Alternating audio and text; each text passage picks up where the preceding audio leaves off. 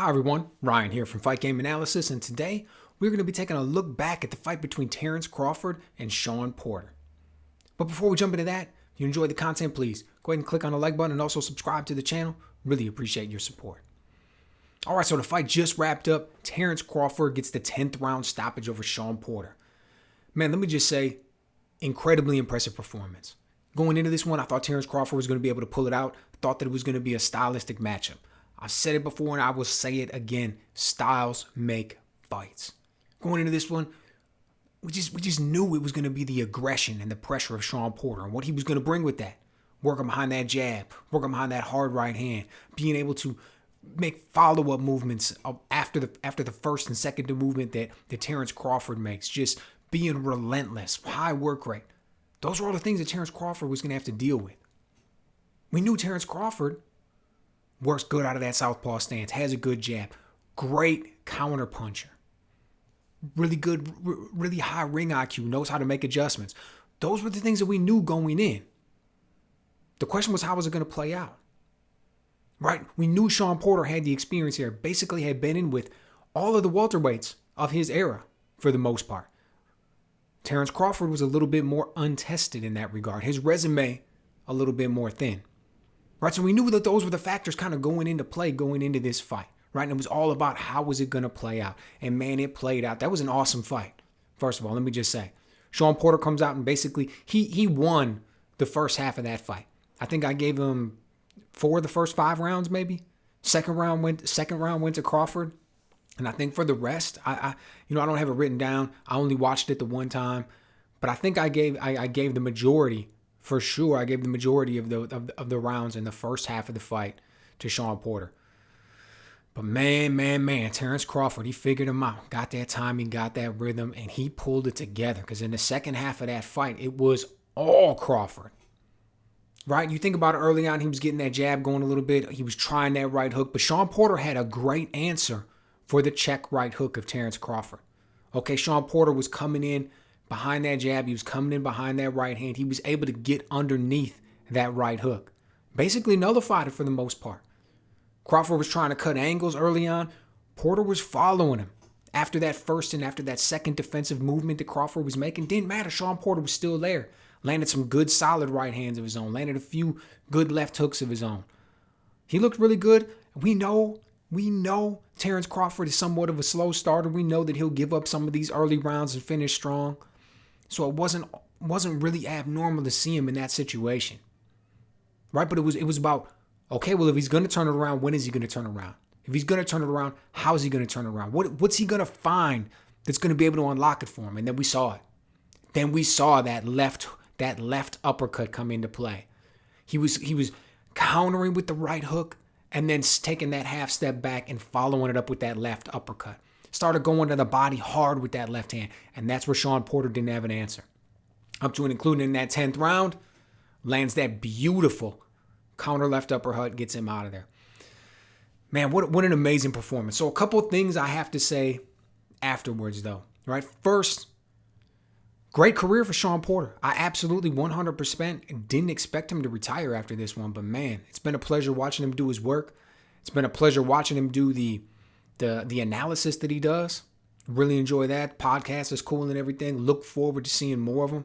I liked what he said in that post fight when he was like, I really respect a man like Andre Ward.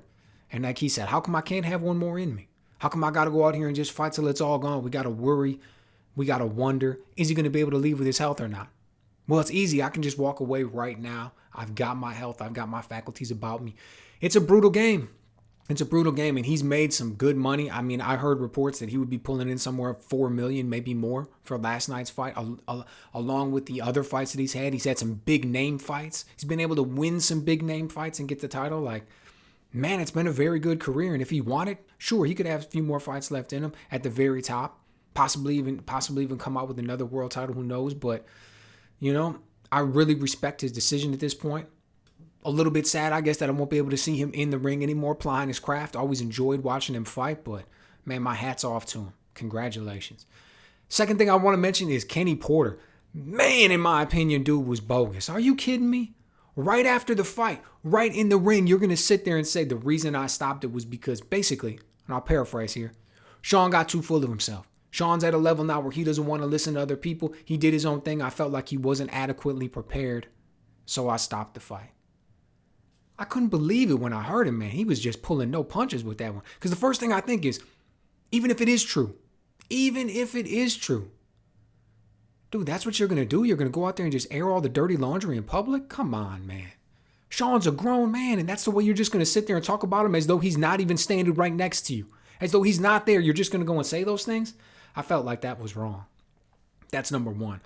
Number two, I don't know. He certainly seemed adequately prepared to me. Like I mentioned earlier, he was taking over. He took over the first half of that fight, won the majority of those rounds.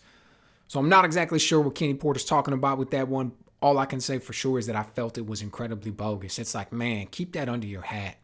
Just say that, your boy was hurt. Terence Crawford's an incredible finisher. You didn't want to see it get ugly, so you threw the towel in. Everybody would understand that. Even if they didn't necessarily agree with it, everybody would understand it. But here you go saying these things. Oh, man, it just felt like a bad look, right? And for a man like Shawn Porter standing there, it just felt like a bad look. Didn't really felt that was the right way. I never would have handled things that way. And I'm not in that position, so I don't exactly know how Kenny was feeling, but I don't know, the whole thing just didn't sit right with me. And then last and certainly not least, Terence Crawford, man, what is next for him? So, I mean, if you're a Terence Crawford fan, which I am, you've had to deal with a little bit of frustration throughout this man's career because you felt that he's been incredibly talented. You felt that he is potentially the best in the world at 147 pounds, but he hasn't really had the opportunity to go out there and apply his craft against the top guys, right? And that's all the promotional stuff going on. We even saw a little bit of that flare up in the post-fight press conference, basically fired Bob Arum on the spot. Bob got all mad about it, but I mean, look, he's not the first person to talk about how Bob Arum can't get him the fights that he wants. He's not the first person to talk about how he isn't being promoted correctly by Bob Arum. He is not the first person to leave Bob Arum with thoughts of doing bigger and better things, right? Only guy I should need to mention is Floyd Mayweather. Floyd Mayweather is the poster child for felt like he was being done wrong by Bob Arum, left, did much more phenomenal things promotionally with his career, right? Who knows? Maybe that's going to be Terence Crawford's story. But either way, fought out his contract, said, that's it, I'm done. I want the fight with Spence. If Bob couldn't get me the fight with Spence while I was with him, why in the world would I work with him as a free agent? He's going to get me the fight now. Not going to happen. So he made it perfectly clear what he wants. Wants to fight Errol Spence. Errol Spence was at that fight. Knockout happens, kind of gets up in disgust, walks away. Look, it's the fight we all want. It's the fight we've been wanting for a while. And now that he goes out there and stops Shawn Porter, it is absolutely the fight we need to see happen next, man. And I don't know exactly how it's going to turn out. I'm a big Errol Spence fan. I'm a big Terence Crawford fan. I was definitely leaning towards Errol Spence being the absolute number one and him being able to come out with it. But I don't know, man. You think about some things that have happened recently with him in his personal life and the car crash. Who knows exactly if he's going to be absolutely 100% back to where he was. You look at how his fight with Shawn Porter went. You look at what Terence Crawford was able to do and how this man is just absolutely peaking. And you think, how would that fight turn out? Not what each man has done already. Not who currently has the more impressive resume. If those two were to step in the ring in May, in June, how would it play out? Who would come out on top? I'll tell you what, it doesn't matter who wins. Each man is going to have his hands absolutely full with the other. Should be a phenomenal fight. Now, one of the other things he mentioned was possibly moving up to 154 pounds. Yeah, he could do it. You got Charlo or you got Jarrett Hurd or Lubin or a few other guys up there, and he definitely has fights available for him up there that would definitely add to the legacy. But let me tell you, in my opinion, welterweight, 147 pounds, historic division, some of the absolute most historic names that have ever put on a pair of gloves have fought at 147 pounds. That's the division you want to unify. That's the division where during your era, you want people to say unquestionably that you were the man. Your name rings out above all else.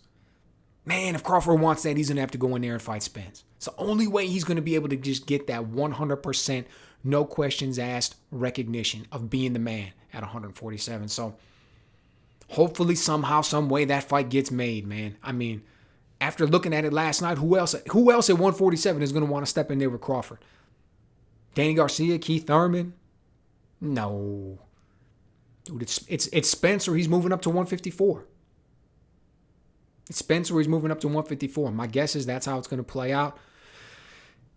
And hopefully we all get to see it that way, because that fight with him and Errol Spence is going to be something else, man. So let me know what you guys think. Who do you think is the man right now at 147 pounds? Leaning with Errol Spence on the resume, or are you going off of that performance by Crawford and the fact that he was able to do what no man has been able to do before him and stop Shawn Porter? And what do you think is next? Let me know what you guys think.